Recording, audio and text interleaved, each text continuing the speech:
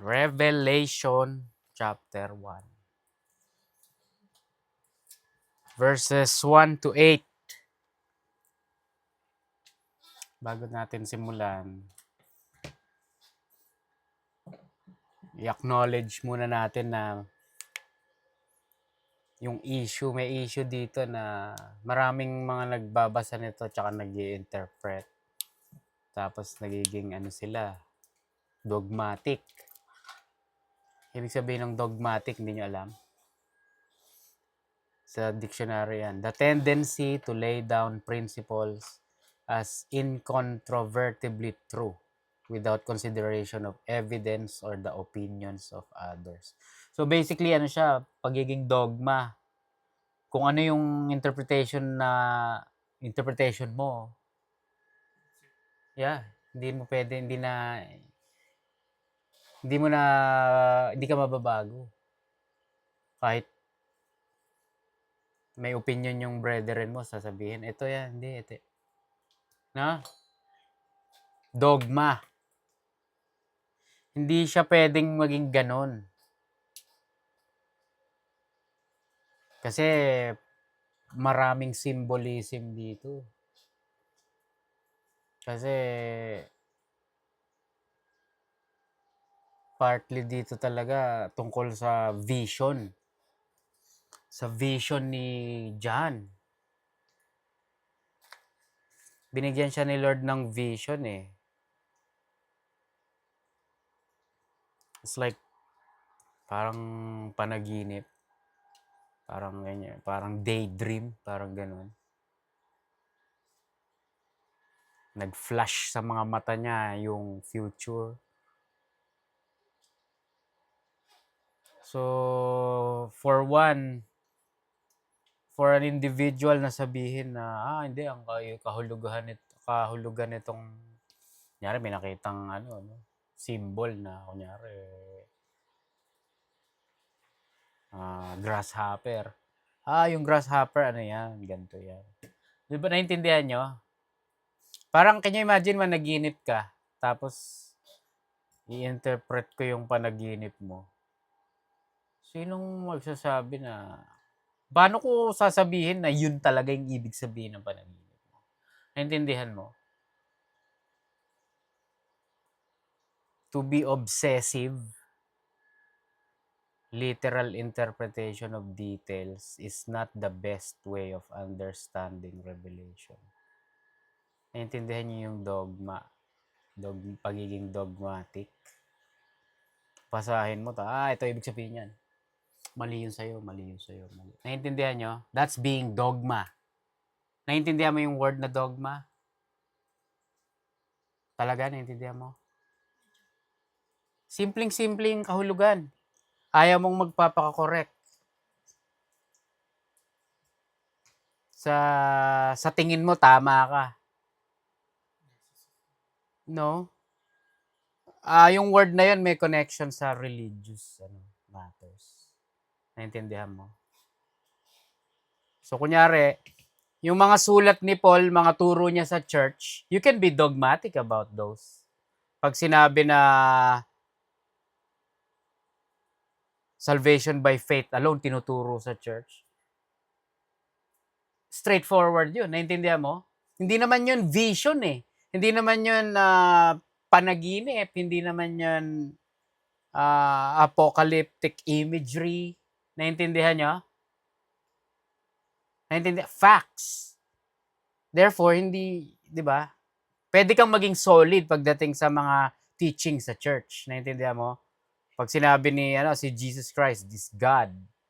Di ba? Ano pang aanuhin mo dun? Di ba? Straightforward fact. Naintindihan nyo?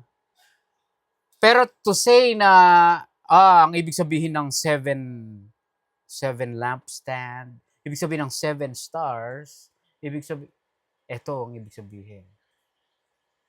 Naintindihan mo? Dogma. How do you know? Sinabi sa akin ng Holy Spirit. Bakit sa akin? Ako, Christian din ako eh. I also rely on the Holy Spirit. Sabi, hindi daw yan ang ibig.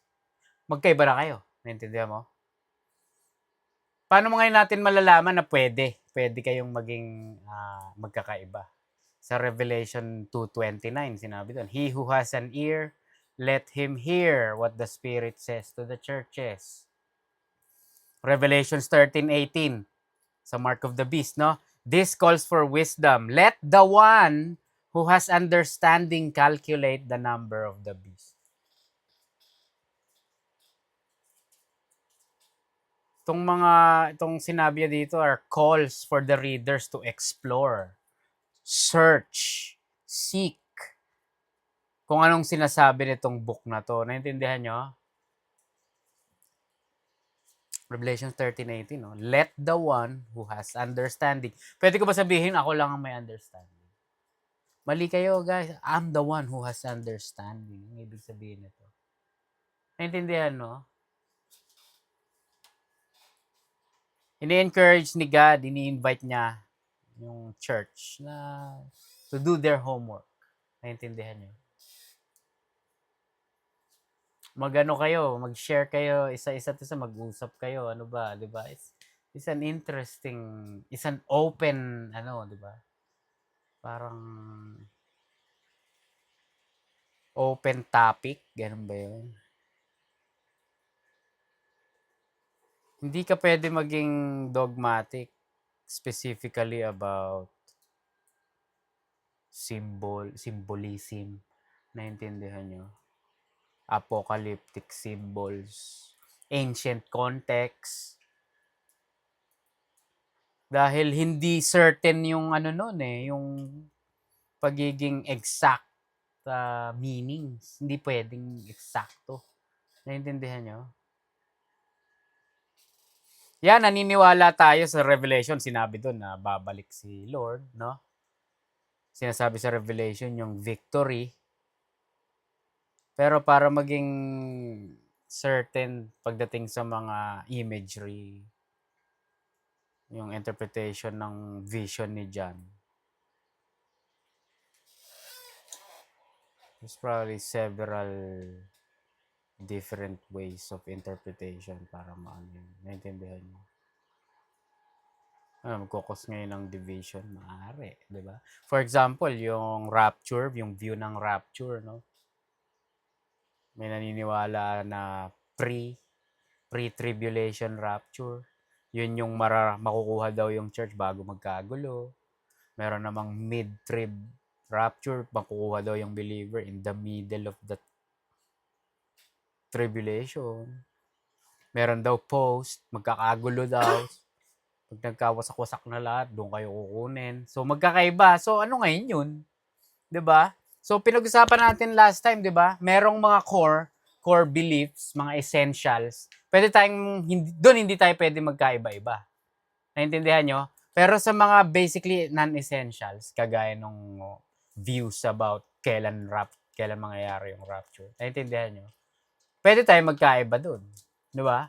Ikaw, you can hold on to the belief na post ka, no? Ako, pre, 'di ba? Hindi ko sasabihin, hindi kayo saved kasi post ang belief nyo.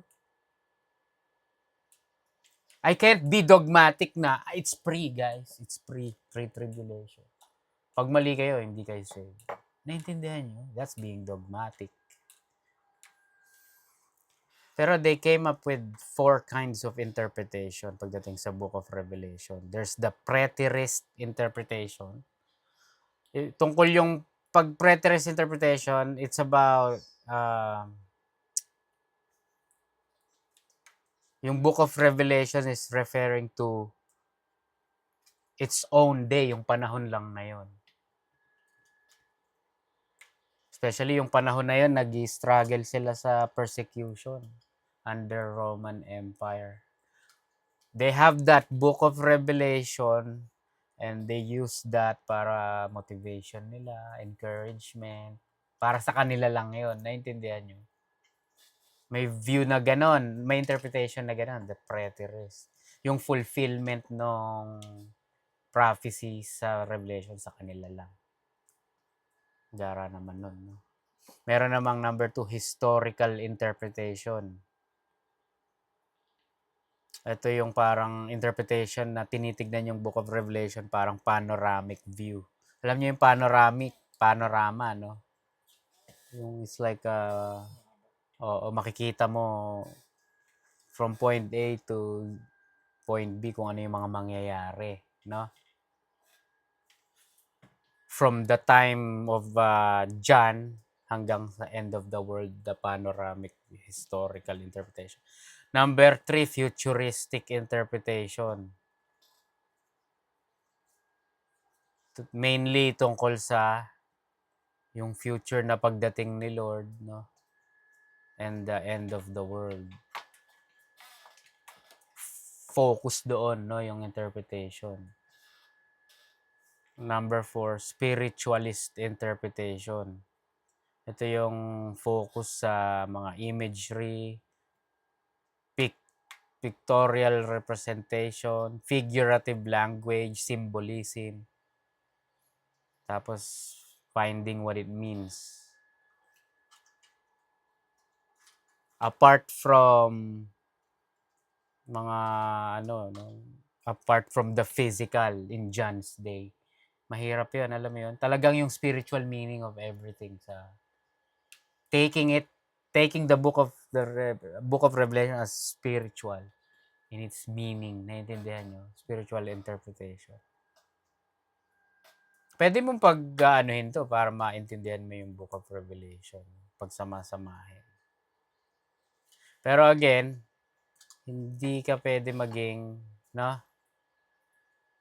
Kunyari, kagaya kanina, may pinapanood ako. Grabe. Para siya lang may alam ng book of Revelation. Itong YouTuber na siya lang sabi, ito yung ibig sabihin niyan. Ang daming nagsasabi, ito hindi yan. Ito, alam mo yun, walang humility sa ganun eh. Naintindihan nyo? It's not about false humility. Diba? Pero you can't be dogmatic. So with that mentioned, let's go to verse 1. Verse 1. The revelation of Jesus Christ, which God gave unto him to show unto his servants things which must shortly or quickly come to pass. And he sent and signified it, or give a sign, by his angel unto his servant John. So, ang author nito is, kitang-kita mo yung pangalan niya, si John. Sa verse 9, sabi pa lang niya, makikita mo na si John ang nagsulat. I, John. That's the author of this. Sinulat niya ito nung AD 96.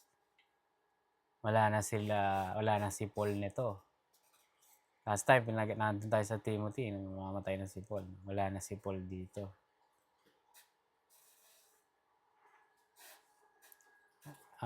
Signified it by his angel unto his servant John. Speaking in third person dito. Sinulat niya to during persecution of Domitian, Emperor Domitian. AD 95. AD 96 sinulat niya na to. Wala na si Emperor Nero nito. Yun, doon sila sila Paul nung panahon na yun, no? Namatay sila sa kamay ni Emperor Nero. Ito, panibagong na to. Si John kasi, buhay pa eh. Siya ang kahuli-hulihang namatay. AD 96? Ito, sinulat. Ha? Sila na 64. Buhay sila Paul nun eh. Tapos na 64 hanggang 67 siguro sila eh. So wala kang kasama si John basically. No? May mga naniniwala na hindi daw si John the Beloved ang nagsulat nito. Ibang John daw. Ibang John daw ang nagsulat nito. Pero ewan ko how they came up with that. Pero merong individual pangalan niya si Irenaeus.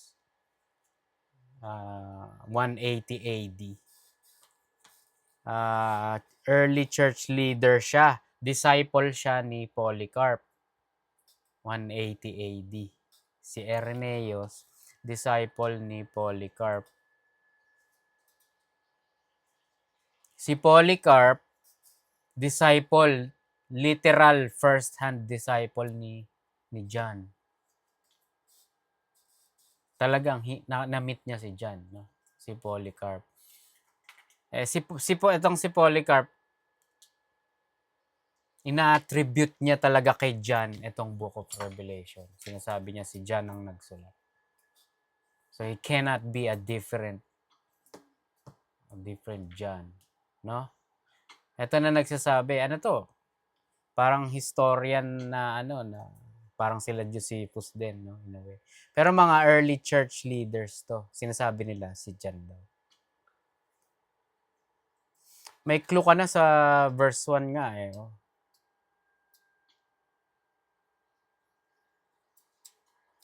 Ano sabi? Sa verse 2. Teka, revelation of Jesus Christ, God again, the shown servants. Teka.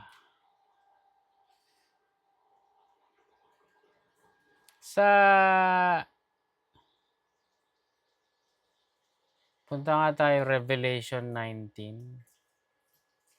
Revelation 19. 13.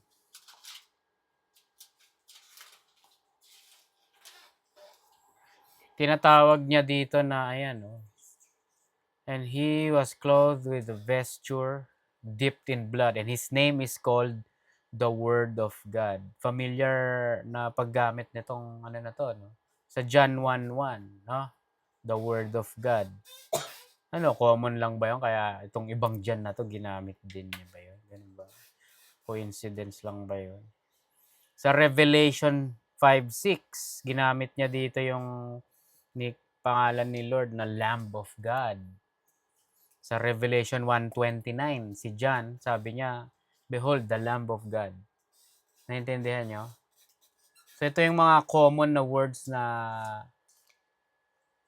nire-refer ni John si Lord Jesus. Naintindihan niyo? So,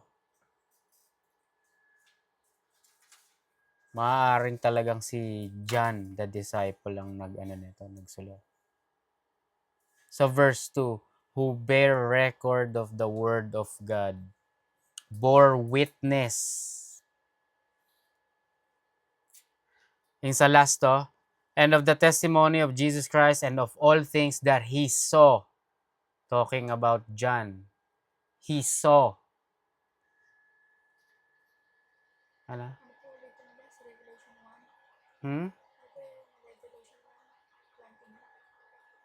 Sa John 1:29. Oh. Sinabi niya, Lamb of God. Behold the Lamb of God. Ginamit din niya yung word na Lamb of God sa Revelation 5:6. So, masasabi mo si John nga talaga to. Kulang pa ba yun? Ito, eyewitness daw siya. Etong other John na ba to? Eyewitness din. So, ang daming hint na nagpo-point talaga na si John the Beloved ang nagsulat nito. Based on tradition, ang daming times na pinatay si John, no? Ang pinaka-common is, alam mo na 'yon, no? Pinakuluan siya sa langis. Ang sabi, hindi daw siya mamatay-matay.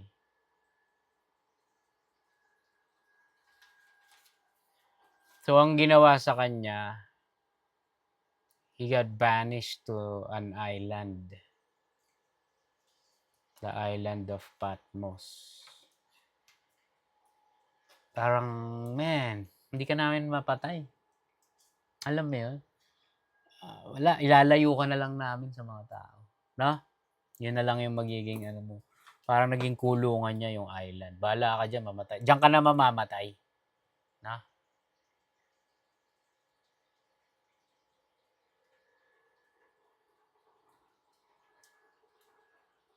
Kaso,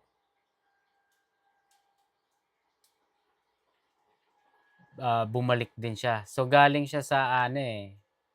Teka, ano na ba natin to? Yung time pala na to, yung church, Christianity, ano na. Can you believe that? Parang lumipad, no? 66 years old na. Matanda na si Jan, no? Pero tumanda rin yung church. 66 years old. So, kung 2,000 years na, no? Ilang taon na yung church ngayon? 2,000 plus? Or, no? That's crazy. Maraming naniniwala na sinulat niya tong book na to sa island na. Sa island of Patmos. Kaso, makikita natin na sa verse 9, basahin natin yung verse 9. I, John, who also am your brother and companion in tribulation and in the kingdom of patience of Jesus Christ, was in the island that is called Patmos for the word of God and for the testimony of Jesus Christ. I was in the island. Oo. So, sabi, from the island of Patmos, nakalaya siya. Bumalik siya sa Ephesus siya, di ba? Din yung bahay niya eh. So, doon niya sinulat yung Book of Revelation. Sa bahay niya. Tandaan niyo, nagkakagulo pa rin nito, no? Tandaan niyo, si Peter nagsulat ng, ano ba? First Peter, no? Nagkakagulo rin yun, tandaan niyo? During Emperor Nero's persecution. Kino-comfort niya yung church, na? Blessed are you kapag nagsasuffer kayo. Tandaan nyo? Rejoice, no? So, sinulat to ni John, basically nagkakagulo din, no? Para magkaroon ng hope naman yung mga tao. Kasi talagang nagkakaubusan na eh. Yung time na etong persecution, 40,000 Christians daw ang pinatay at tinorture. Itong ni Emperor Domitian. Ito yung second persecution. First persecution, AD 64 to 67, panahon nila Paul and Peter, Emperor Nero. Tapos lumipas ang nakaraan, nagka-persecution na naman. Pangalawa. Meron pang pangatlo. Trajan ang pangalan ng leader ng pumapatay ng Christian. Talagang pinauubos yung mga Christian. AD 98. Ang bilis lang, no? 96 to, 98, pinauubos talaga sila. To blot out or erase Christianity. Pinabubura sa face of the earth. So, the church is losing hope. So, kailangan nila ng magmo-motivate sa kanila mismong salita ng Diyos, no? Can you imagine, ang tagal, 64, 67, walang letter na lumalabas. Wala na si Paul eh. No? Parang tagtuyot sila pagdating sa message, no? Ni God. Sabay, ito na, last letter. Revelation. Si John ang no? So, na-bless sila to strengthen them. Dahil brutal yung persecution nila eh. Revelation, ibig sabihin nun, apocalypsis. So, doon nakuha yung word na apocalypse. Ibig sabihin, a disclosure of truth, laying bare, lantad. Sabi pa nga sa meaning, making naked, talagang hubara ng katotohanan. Naintindihan niyo? Unveiling, disclosing, divine disclosure, Apo, ibig sabihin away from. Kaliptin, to cover, to conceal. So away, no? Parang to pull the cover away. Naintindihan nyo? Yun ang meaning ng revelation. Sabi, to reveal a hidden truth. Kaya sinasabi rin ng Bible, di ba? Nakatago yung truth, especially ng Old Testament, no? There is already a truth, no? Pero, hindi pa, it is to be revealed. Sa time ni Lord Jesus, marireveal, di ba? Pero dito sa Book of Revelation, talagang pangalan pa lang.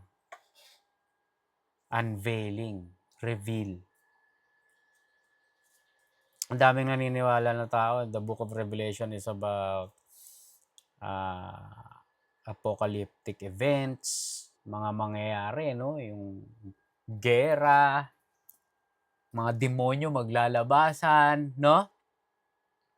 Tungkol daw ang Book of Revelation. Although totoo naman yun, no? Makikita natin yung future events, ni-reveal sa atin kung ano mangyayari. Very easy mamimiss mo ang revelation sa totoo lang tungkol. Sa una, verse 1 pa lang, oh. The revelation of Jesus Christ. Kung ano o sino ang i-reveal, si Lord i-reveal. The revelation of the Lord Jesus Christ. Parang confession. Public confession o disclosure of the Lord. I-reveal niya yung tunay na nature niya, naintindihan nyo? Kung sino siya, yung power niya, His glory, His reality. Naintindihan nyo? Minsan pag especially dati, pagbabasa yung Revelation, yun lang hinahanap mo eh. No? Ay, ano kaya mangyayari sa future? No? Yung rapture, ano mangyayari? Namimiss mo na gusto mo makita yung form ni Lord. Yung spiritual final form niya. Naintindihan nyo? Yan, i-reveal niya dito. Sabi, ano to, verse 2. Teka. In a way, talagang blessing to kasi the revelation of Jesus Christ, which God gave unto Him. Si God ang nagbigay nito. Naintindihan nyo? After all, He's the God na gusto niyang i-reveal kung sino siya. No? Ito na yung ano niya talaga na gusto niya talaga. Of course, gusto niyo. No? Papakilala na ako. Wala na siya itatago dito. Naintindihan nyo? Talagang reveal. And he sent and signified it by his angel. Si Angel Gabriel daw to. Siya rin yung nag-reveal kay Mary na manganganak ka, virgin ka pero you're gonna give birth, no? Pagdating sa mga talagang yung direct important mga mission, si Gabriel lang taga-message, no? Verse 2, who bore witness, who bear record of the word of God and of the testimony of Jesus Christ and of all things that He saw. So, dito makikita na witness si John, no? Pero kahit tanggapin mo naman na ibang John to, hindi ka naman pwede sabihin mali. Naintindihan nyo? Maaring nga, eyewitness nga ako. John din pangalan. Ang dami din, kunyari, ang daming Mary, di ba? Si Mark, John din pangalan ni di ba? Si John Mark, yung nagsulat ng Mark. Ang dami ring Judas. Common name yun. Common name yung Mary. Ilan Mary sa Bible? 3 ba o 4? Di ba? Wala namang mali doon kung ano. Kaya nga sinabi mo kanina, bago tayo mag-start, bakit di niya sinasabing the disciple whom Jesus loved, no? Kasi yun palagi yung hint na si John yun eh. John who wrote the book of John. Pero bakit dito wala yun? This could be a different John, no? Ewan ko ano nangyari, bakit hindi niya na nga nilalagay yun. Pero kahit naman tanggapin mo nga na ibang John to, doesn't make any difference. Bear record, martyreo, martyr. Ibig sabihin nun, to testify, to provide evidence. Namatay siya na naging martyr si John. No? He bear, gara, bakit di na lang nilagay na martyr? Ginaya talaga, bear record. Pero talagang ang lalim ng meaning niya. And the word of God, and of the testimony. Pareho rin yung root word, martyria. Yung isa martyreo, ito martyria. Martyr din. Evidence given. And of the evidence given of Jesus Christ and of all things that He saw. Magpo-provide si John ng evidence. Based according sa nakita niya. Ito yung Book of Revelation. Report to ng nakita niya. No? Can you imagine, ano ka? Eyewitness ka ng car accident, no? Kailangan ka, importante ka, no? Kasi ikaw yung magsasabi ano ba talaga nangyari. It's only fair para hindi magkaroon ng injustice. Naintindihan nyo? So, yun ang ano ni John dito. Evidence. Giving report. Record. Wala silang pang-record na cellphone nun. No? Pero ayan, he's gonna give a record. Written record. Verse 3. Blessed is he that readeth, and they that hear the words of this prophecy, and keep those things which are written therein, for the time is at hand. So nakikita nyo, may blessing agad. Oh. Blessed. Happy. Yun yung basically meaning na. Blessed is he that reads. Magbabasa daw nito. Ibig sabihin ng read in Greek, anaginosko. Ana means again. Ginosko, to know. To know again. Yung meaning niya, combined meaning, to mentally reconnect with knowledge, discern or accurately recognize written words. So, malalim na ano to, no? Hindi lang casual glance, kunyari, fish oil. You can read that, no? Fish oil. Alam mo ba ibig sabihin nun? Ng fish oil. Marunong ka lang bumasa. Naintindihan nyo? Pero ang tunay na ibig sabihin ng pagbasa talaga dito, ayan, to mentally reconnect with knowledge, discern or accurately recognize written words. Kaya pag sinabi sa inyo, nagbabasa ka ba? Ayan. Hindi, maraming marunong basa no? Pero naiintindihan mo ba? Pinag-aaralan mo ba yung binasa mo? Alam mo ba yan? Kanyari, basahin mo yan. Melatonin. No? Pag-aralan mo ba kung saan nakuha yan? Ano yan? Ano ibig sabihin ng word na to? Ano origin nitong word na to? Kailan to unang na ano? Yun ang ibig sabihin ng itong anaginos ko. Naintindihan nyo? And that's what we should do kapag dating sa Bible. Naintindihan nyo? Tinutumbok natin every word kung anong ibig sabihin. Naintindihan nyo? Based on the context, origin, root words, and Greek, yung actual Greek or Hebrew, naintindihan nyo? Hindi lang basta-basta. So, yun ang sinasabi dito. Blessed is he that reads, and they that hear. Pati hearers, no? Kunyari, ito, sinasabi ko sa inyo, nakikinig kayo, no? You're blessed. So, bakit, ano yung sabihin ng blessed, no? Ang naisip ko dito, yung nagpunta kami sa Lakers parade, nag-champion sila. Kobe, halos mga 20 feet away lang sa akin.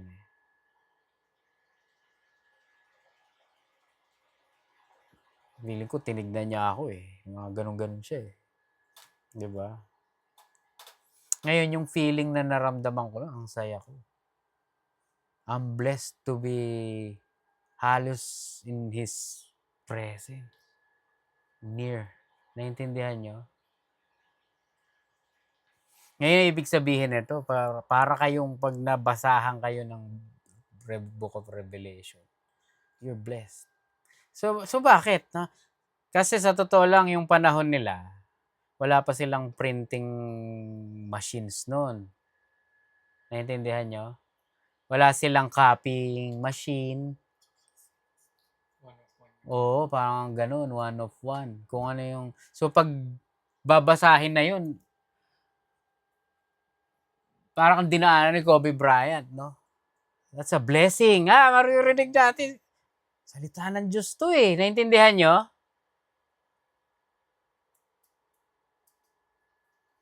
Yeah, pwede natin sabihin pag binabasa natin to, mag-bless. Pero in the literal meaning, naintindihan nyo yung time nila. Wala kasi sila. Parang yung mga tao sa China, no? Nakita nyo ba yung video sa YouTube o sa IG? Nakatanggap sila ng Bible. Nagiiyakan sila sa tuwa eh. Kasi bawal Bible doon eh. Kinukumpiska, sinusunog. Underground Christian church sila.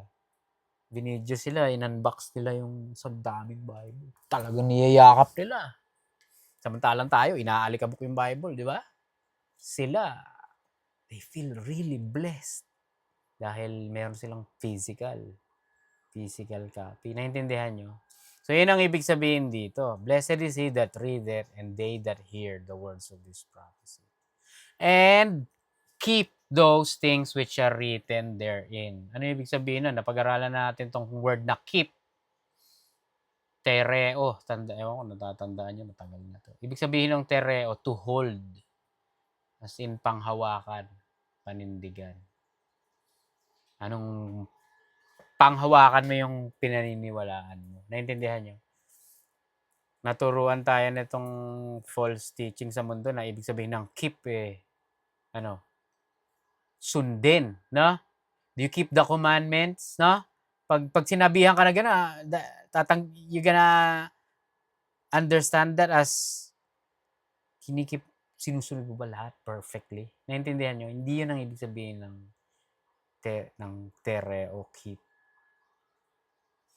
It is a belief na pinanghahawakan. That you guard. Naintindihan nyo? Yun ang ibig sabihin na. Yan, blessed is he that reads and they that hear the words of this prophecy and keep those things which are written therein for them. So, ito ba belief mo? Yan ang sasabi dito. Blessed ka kapag ito nga yung mga belief mo. Naintindihan nyo? For the time is at hand. Or the end is near. Grabe, 2,000 years halos na nakaraan. Nandito pa rin tayo. No, hindi pa rin natatapos. Pero again, tandaan nyo nga, God is outside of time. No? Pwede ba natin sabihin wala siyang concept ng time? May concept ba siya ng late? Tayo lang yung may concept ng ganun. No? Kasi we are subject to time. Sabi nga sa Peter, some count this slackness, no? The Lord is, ano ba? Is he taking a nap? No? May kanta sino ba yan? Gary Valenciano ba yan? Natutulog ba ang Diyos? Natutulog. Hindi, no? Akala mo napagod, natulog. Hindi, sabi sa Peter, he's being patient.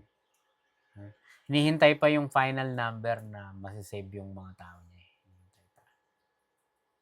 Kaya sinabi yung pagkalagay na for the time is at hand. Dito nagsasabi na kasi nga kailangan nga nila ng comforting assurance itong mga tao dito. Kaya crucial tong letter na to sa kanila. Tsaka kapag alam mo nga naman to, talagang magiging prepared ka nga, no? Knowledge-wise sa end of the world, no? Prepared ka. Kaya the more na expose ka to the word of God, no? Tapos natututo ka pa. Para kang, alam mo yun, para kang namili ng namili ka na ng dilata. Prepper. May dilata ka na, may tubig. Ready ka. Naintindihan nyo?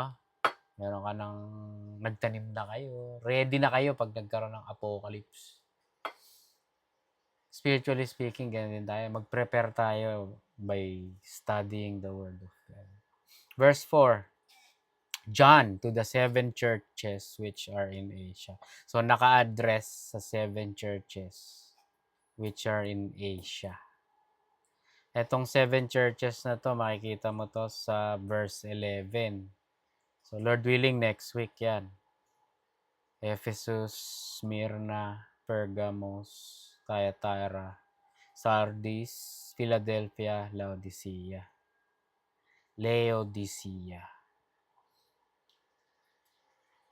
To the 7 churches which are in Asia. Sabihin natin, Asia. Ano to? Southwest Asia. Ito yung Southwest Asia. Pero yung 7 churches na yan, nandito. Ito nandito yan. Ito yung island of Patmos, itong tuldok na to. Pero nandito yung 7 churches. Tingnan mo Ayan. Teka. Ayan. So, ayan yung island of Patmos. The 7 churches are here. Asia Minor to. Tapos nandito yung the entire Southwest Asia. Tapos yung Asia na, China. Nandun. Yun lang yung comfort niya during that time. Dito mo ngayon masasabi na makikita mo by the way yung paggamit ni John ng number 7 nagkalat dito sa Revelation. Ibig sabihin ng number 7 completeness, perfection. For example, yung 7-day creation, complete creation, no, sa Genesis. Sabi mong favorite number ni God talaga 7. Kaya nga pag 6, parang number of the devil yung 6 no? Yan, yung 666. Pag nakakita ka ng 777, talagang minsan halos most of the time pag may tao na number 7, minsan believer alam nila yung number 7. So naka-address to sa 7 churches. Ano ibig sabihin nun? Symbolically, the church as a whole. Naintindihan nyo? The complete church. Iba-iba yung church mababasa natin yon, no? Hindi lahat ng churches pare-pareho. Naintindihan nyo? Kaya kunyari nag-church hopping ka, no? Iba-iba yung nakikita mo, no? So, ang idea ngayon, humanap ka na lang sa tingin mo na matotolerate mo. No? Minsan may mga church na gusto nila nakasuot sila lahat, no? Iba-iba. Yung iba, gusto nila yung kanta nila, modern, yung iba. No? Ikaw na lang bahala. Pero as a whole, makikita natin yon in the future, no? Yung iba't ibang characteristics ng churches. Pero collectively, the 7 churches. Complete. Sinulat to sa church para i-address yung mga issues nila. So, yung mga issues na yun, malalaman natin. Lord willing, next week. Hindi. Mga siguro 2 weeks, 3 weeks. Grace be unto you and peace from Him. So, binati na sila. Pero ito, pakinggan nyo to. Which is, and which was, and which is to come. and from the 7 spirits which are before his throne. Dito muna tayo magstay. May kinanta na tayo na ganito, di ba? Who is, who was, and he, ano yun?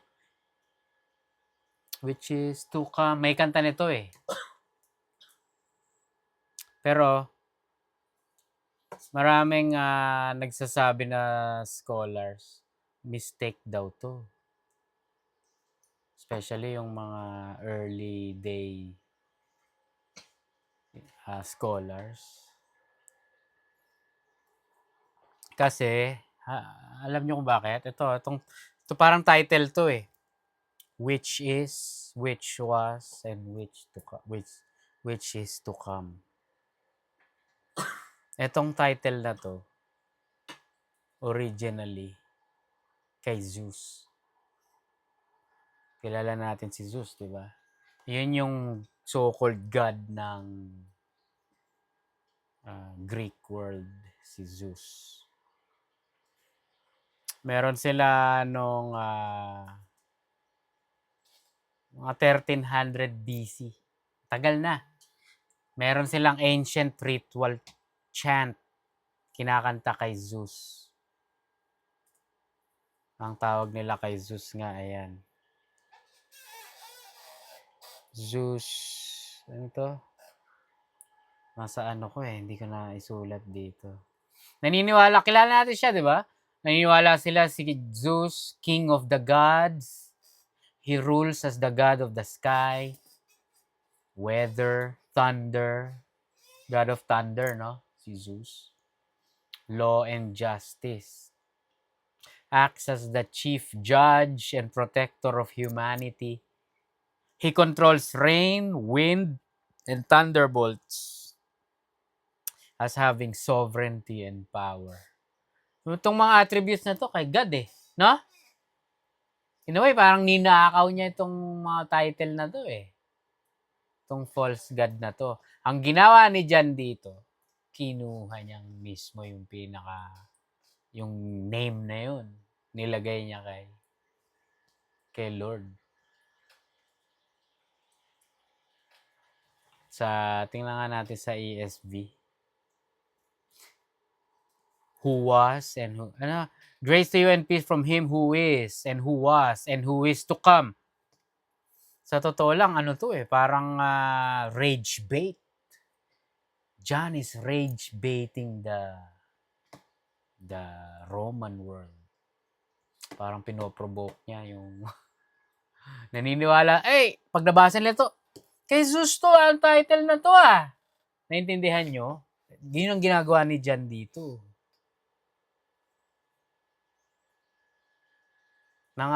In a way, parang unintentionally o intentionally nangaasar. Can you imagine? Kumbaga sa panahon, parang equivalent to na yung word na GOAT. Pag sinabi sinong GOAT sa NBA? Sino? Michael Jordan. No? Greatest of all time. Pero, may nagke-claim nun eh. Di ba? Alam niyo na kung sino? LeBron. Di ba? Parang yung mga yung fandom, he's not the GOAT. No? Michael Jordan is the GOAT. Kahit saan ka pumunta. Yung iba, hindi. The GOAT, si LeBron. LeBron is the GOAT. Yung iba naman, Kobe is the GOAT. Etong name na who is and who was and who is to come, kay Zeus yan eh.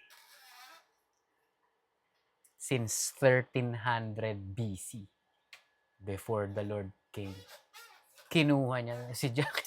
Nilagay niya. Diba? Hindi na. So ano nga yung sinasabi doon? Nire-reveal, after all, this is the book of Revelation, nire-reveal ni Lord Jesus kung sino siya. Ako to.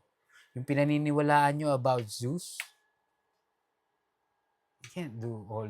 Ako ang gumagawa niyan. Parang Isaiah 45:7, yung claim na yun. It is I who do all these things. Yung statement na yun, tandaan nyo.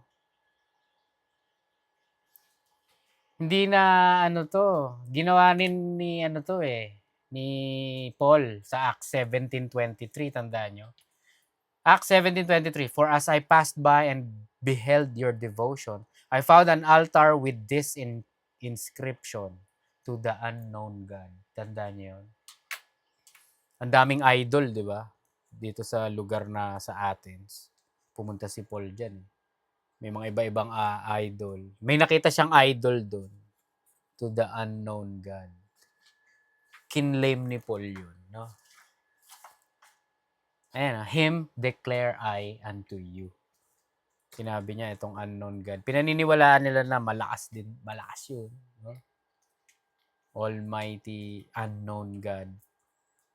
May mga ancient writers, Pausanias and Philostratus, Greek writer from an imperial period, 170 to 250 AD, confirmed that such altars existed in Greece. And similar fragmentary stone altars which related anonymous dedications have been found in places like Rome and Pergamum.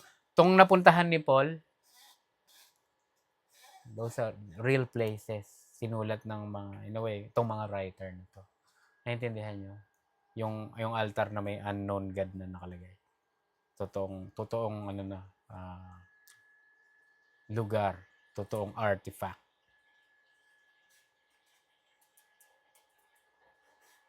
So, mamaya makikita pa natin may mga i-claim pa si ano eh. So ang tina-target niya, ina-attack niya dito yung Roman world. Pero mamaya may mga tatargetin pa si John. Saan tayo? 4. From the 7 spirits who are before his throne. 7 spirit, hepta. 7 hep. Ano ba 'yon? Hepta. Hexa, ano nga yung hexa? Penta, 5, 6, hexa, 7 hepta. Yun yung Greek word ng 7 hepta. Spirit, pneuma. Hepta, pneuma. So, kunyari, yung hindi tayo pwede maging dogma, no? Kasi may naniniwala itong 7 spirits, symbolic representation of the Holy Spirit. The Holy Spirit in His complete, perfect, and sevenfold power. Ito daw yun. From the 7 spirits who are before His throne.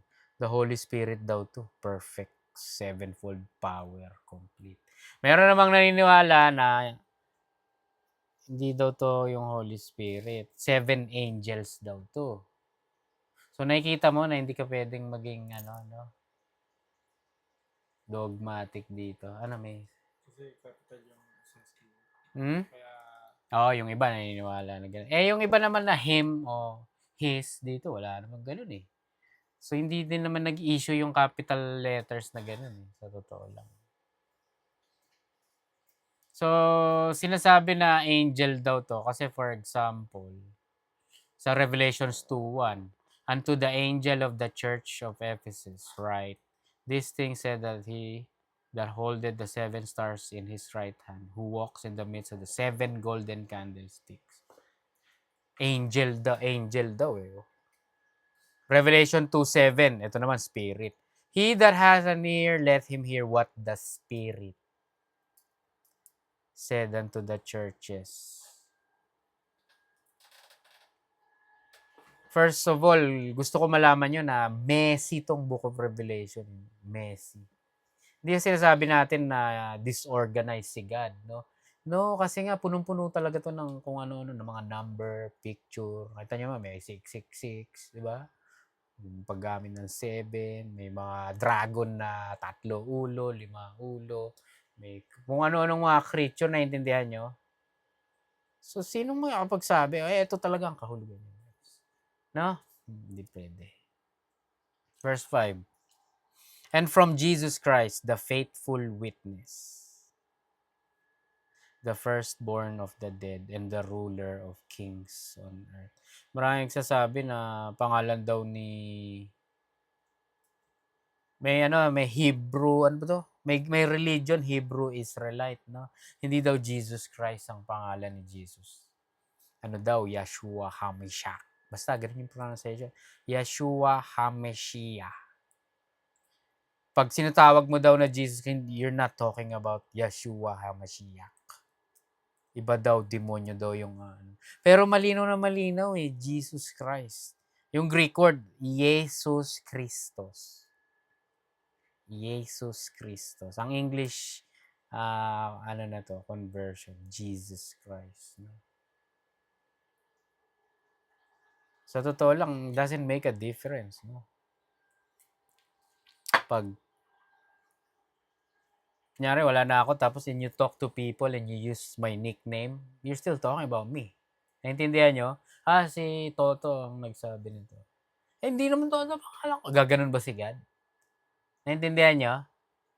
Iba-iba kasi, kunyari sa Pinas, Jesus ba siya? Hindi, di ba? Jesus. Jesu Kristo. Gusto ba sasabihin ba ni God, wag niyong gamitin, wag niyong ibahin. Gusto ko ano lang, no? Yeshua, no? Joshua, iba-iba eh. 'Di ba? So, eto malinaw na malinaw dito from Jesus Christ. The faithful witness. Trusty martyr, ibig sabihin ng faithful witness. Maaasahan mo na namatay siya. Sinacrifice niya yung sarili niya for the salvation of those who would believe. Reliable yung sacrifice. Yun yung kahulugan nitong faithful witness. He died as the Savior of the world. The firstborn of the dead. Ano ibig sabihin niyan? The firstborn of the dead.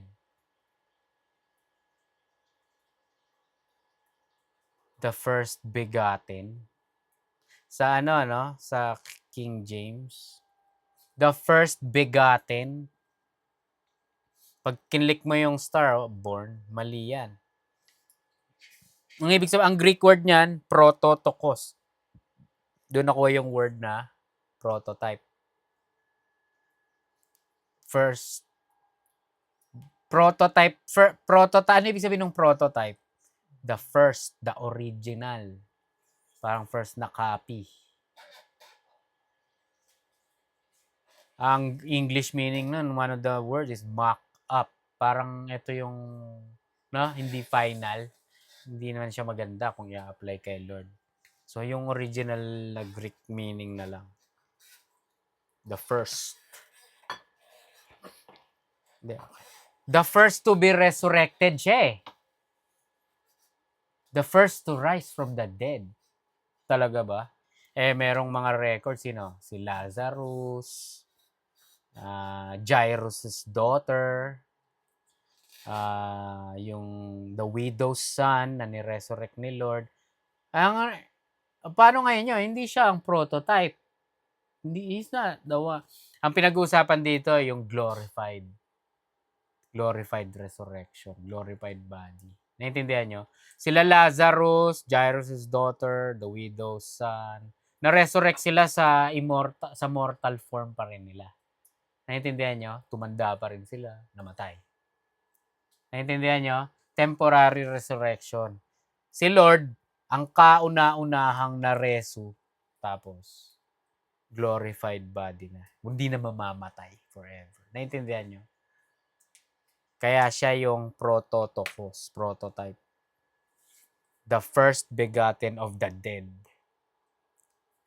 And the prince of the kings of the earth. Yung prince, ruler over. Ruler over. Prince, archon.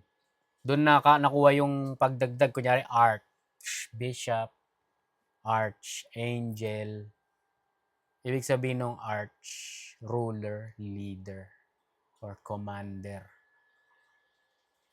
Si Lord daw, ayan, leader, ruler, commander of the kings of the earth.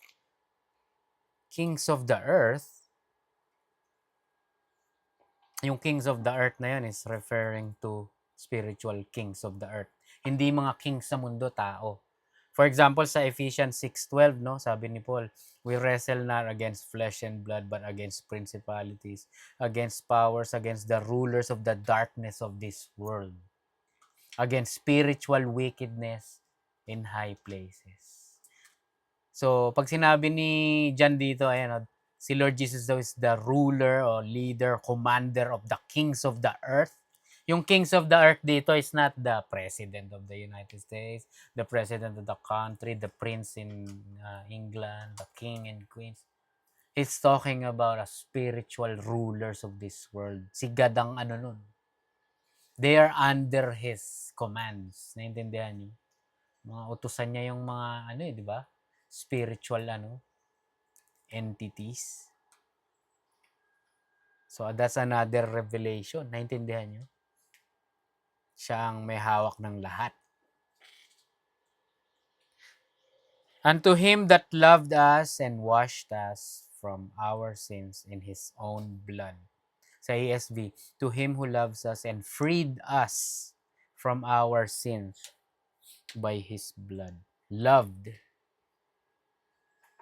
Loves. Unto Him that loved us. Sino yun? Who's the one that loved us? Si Lord, no? He died for us to a point of death. Yung love dito, agape. Sa totoo lang, yung unconditional love, invento lang daw yun. Invento lang ata yun. Nag-come up na nun yung mga mga scholars. Pero ang tunay ng love dito, yung agape, ayan, to welcome, to be fond of, to love dearly, to be well pleased, to be contented at, kontento. So, ang sinasabi dito si Lord, mahal niya tayo na we are enough. Content na siya sa atin. To be well pleased. He's pleased. Wala na tayong gagawin para ma-please natin siya. He loves us dearly. He's fond of us. So, possible lang yon kasi, because of the Lord Jesus Christ. Wala na tayong gagawin. Hindi ko sinasabing kasi mabait naman tayo, wala na tayong kailangan gawin. Tinanggap niya na tayo, wala na tayong gawin. Kasal na tayo, wala na tayong dapat gawin. Naintindihan nyo? Save na tayo, secure na tayo. Hindi. Because of the Lord Jesus Christ. Ayan. He loved us because of the Lord Jesus Christ. And washed us from our sins in His own blood. Washed, to cleanse. Parang John 15:3, already you are clean because of the word that I have spoken to you. Kailangan pa ba tayong hugasan uli? Parang yung hinugasan si Peter, hugasan mo na lahat. Ano sabi ni Lord? You're already clean. Sabi dito, because of the word that I have spoken to you. It is His word that gives life, no? If you believe, if you receive His word, you have life. Naintindihan nyo? To have life means you're cleansed. You are loved. God is content. Satisfied. Naintindihan nyo? To Him that loved us and washed us from our sins in His own blood. Alam nyo na yan. Without the remission of sin, without blood, there is no forgiveness of sins. Without the shedding of the blood. Without the shedding of the blood, there is no forgiveness. He shed His own blood. He made the system, the sacrificial system. Siya rin ang nag-provide. Siya ang gumawa ng sacrificial, di ba? Law, system. Siya rin ang nag-fulfill nun. Verse 6, and had made us kings and priests unto God and His Father. So, ganun ang ginawa niya. Pag naging believer ka na, He has made you king and priests. Ibig sabihin, king, leader of His people. Ito, ano na to, ang tinutukoy na dito, tao na, leaders. Hindi na, ano to, kung anong spiritual beings. He had made us kings and priests. Priests, anong ginagawa ng priest? They act as a bridge or a guide between people and God. Ganun tayo, di ba? Pag believer ka, you're priest of God. Hindi kagaya ng Catholic priest na nakasuot ka pa ng puti. O yung mga ano, yung sa Walking Dead, si Gabriel, no? May collar, may puti dito. No. Since you're a priest. You're a priestess. Di ba? We're priests, representative, parang ambassadors. 2 Corinthians 5:20. God making His appeal through us. Tayo ngayon yung mga priest niya. We act as a bridge or guide between people and God. We're priests and king, leaders of His people. To Him be glory and dominion forever and ever. Amen. Ano yan? Doxology. Narinig niyo na ba yung word na yan? Narinig mo na yan? Doxa. Ibig sabihin ng doxa, majesty, worship, honor, praise, magnificence, excellence. Worship. Logi, logos, words. Doxology. Ibig sabihin ng doxology, words of glory. So pag sinabing, do you have a doxology to God? Parang sinabi, do you have words of glory for God? Do you have praises for Him? Naintindihan niyo? Do you have words of worship for Him? Songs? Doxology. To Him be glory and dominion. Ibig sabihin ng dominion in Greek, supreme power, authority, sovereign control. So, pinag-uusapan pa lang natin kanina, si Zeus daw tong merong supreme power. Authority, sovereign power, sovereign control. No. Naintindihan nyo? That belongs to the Lord Jesus Christ. Pinagkukuha yung mga title. Naintindihan nyo? Pinagkukuha ni John yung title ng mga idols. Ngayon, kukuha na naman siya ng ano dito. Verse 7, Behold, He cometh with clouds, and every eye shall see Him. And they also which pierce Him, and all kindreds of the earth shall wail because of Him. Even so, Amen. Yung Revelation 1:7, ano yan? He cometh with clouds, nakuha ni John sa Daniel 7:13. Yung sumunod naman, every eye shall see Him, and they also which pierce Him. Nakuha sa Zechariah 12:10. So kinumbine ni John tong ano na to. Verse 7. So it's a prophecy fulfillment. These are from the Old Testament prophets. Nire-reveal dito na si Lord Jesus Christ ang mag-fulfill niyan. Pero ito ang matindi dito. Coming with the clouds. Comes with the clouds. Ano to? So, ang unang gumawa nito yung nag-take ng title, si Daniel. Sa Daniel 7:13-14, I saw in the night visions, and behold, one like the Son of Man came with the clouds of heaven. And came to the Ancient of Days, and they brought him near before him. And there was given him dominion and glory and a kingdom that all people, nation, and languages should serve him. His dominion is an everlasting dominion which shall not pass away, and his kingdom that which shall not be destroyed. Pero ito yung keyword dito. Came with the clouds of heaven. Merong libro, tablets, nung between 1400 to 1200 BC. Pangalan nung tablet na yun, o book, The Bale Cycle. Yung title na, alam niyo yung, kilala niyo yun, di ba? Si Baal. Bale sa Amerika. Ang title niya, Rider of the Clouds, Charioteer of the Clouds. He cometh by the clouds. So, ang ginawa ni Daniel dito, ito ang sinasamba nila na God, si Baal. Pero tignan niyo yung ano dito, similarity with Zeus and Baal. Si Baal daw, God of storm, rain, and thunder. This tells me this is Baal and Zeus is the same.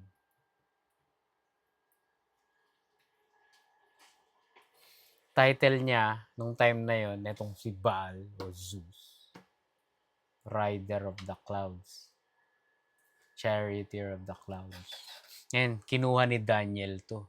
I saw in the night vision, behold, one like the Son of Man, si Lord Jesus Christ, came with the clouds of heaven. Yung time nila, parang yun, nang rage bait si Daniel naman dun sa panahon niya. You believe that? Ngayon, si ano naman, kinuha naman ni John. Ina-attack ni John with the title Who Is, Who Was, and Who Is to Come. Na ano niya dun, yung Roman or Greek word, no? Ito naman ang inaano. Hindi tinatanggap ng ancient Judaism na Messiah si Lord, di ba? Pero, dito nire-reveal ni John si Lord Jesus Christ to. Quoting from Book of Daniel. The Son of Man that comes by the clouds. Yung cometh by the clouds, pang title yun ng kay Baal, which is God. Kinuha ni Daniel. Si Jesus Christ is God. Naintindihan nyo?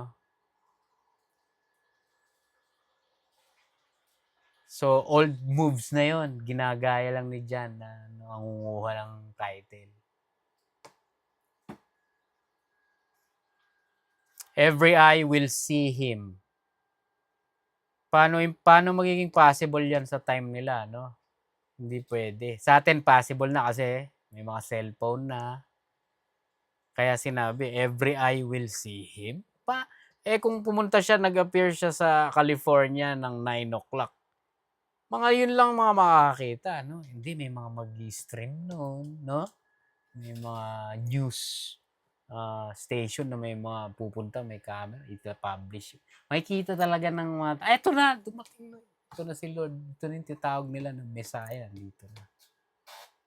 Literally possible na siya. Every eye will see him. Pero ito yung pinaka, again, attack na naman sa mga, sa Jews, sa Israelites, sa Judaism. Verse 8, I am Alpha and Omega. The beginning and the end, said the Lord. Sino to? Si Lord Jesus to eh. Said the Lord Jesus Christ.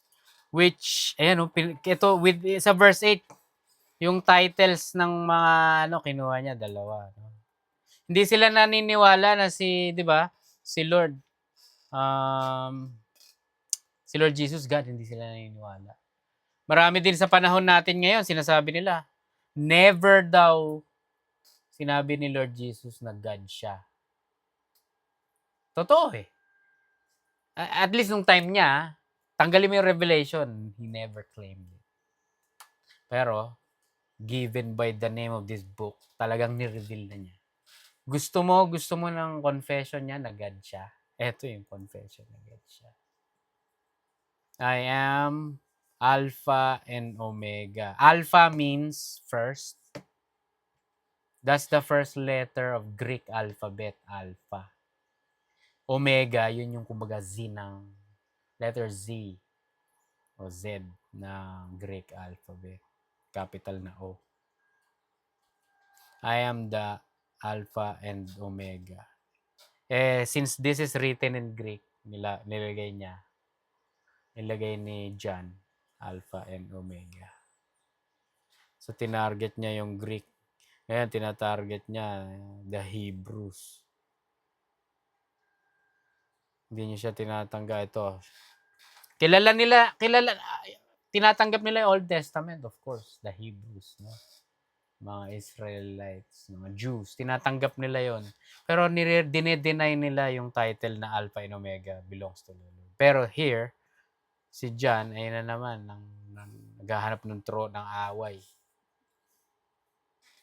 Si Lord Jesus Christ, sabi niya, I am Alpha and Omega, the beginning and the end, said the Lord. Tapos dinagdag na naman yung kanina, which is, and which was, and which is to come.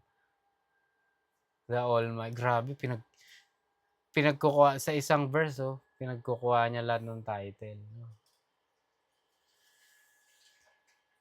Parang ang ano niya na yan Alam mo yun, napaka-humble niya sa first four gospels di ba? Nagtatago pa siya Huwag niyo sasabihin, di ba? Huwag niyo muna sasabihin niya, keep your mouth shut, no? Pero dito, ayan na kung ano-anong nire-reveal niya na kung sino siya. That's awesome, dude. Makikita mo yung title na yan, first and last, sa Isaiah 41, Isaiah 44, pinag-aralan natin last sa Isaiah 48. Kunyari, Isaiah 41:4, I, the Lord, the existing one. The proper name of the one true God. Jehovah to, I, the Lord, Jehovah. Sabi niya, the first and the last. I, the first and the last.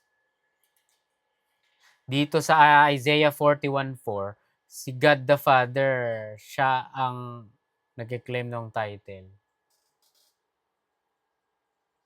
na first and the last. God the Father, hindi si Lord. Hindi yung God the Son.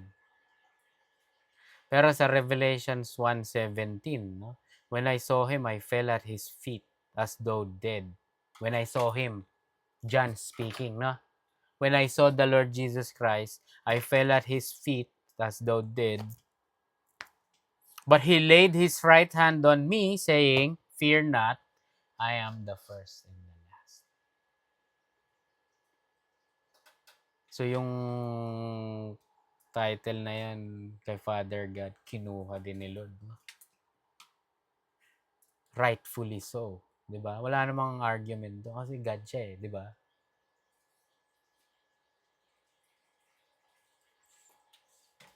Revelations, ESV 1:8. I am the Alpha and the Omega, says the Lord God, who is and who was and who is to come, the Almighty.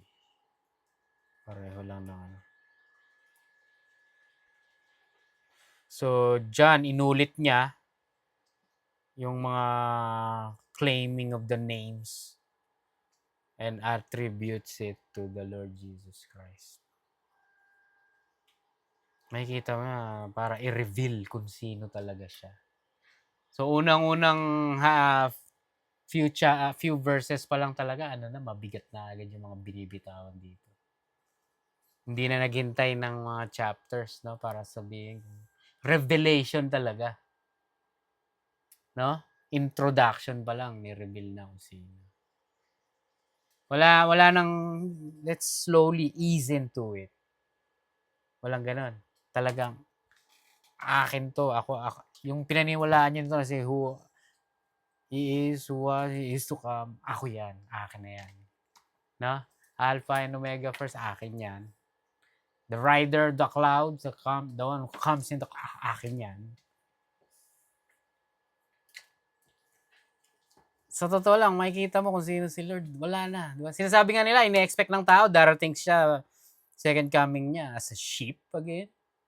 Humble sheep. No, hindi. Sinasabi niya, as a lion. With his tongue like a sword. No? He's gonna devour everybody, everything.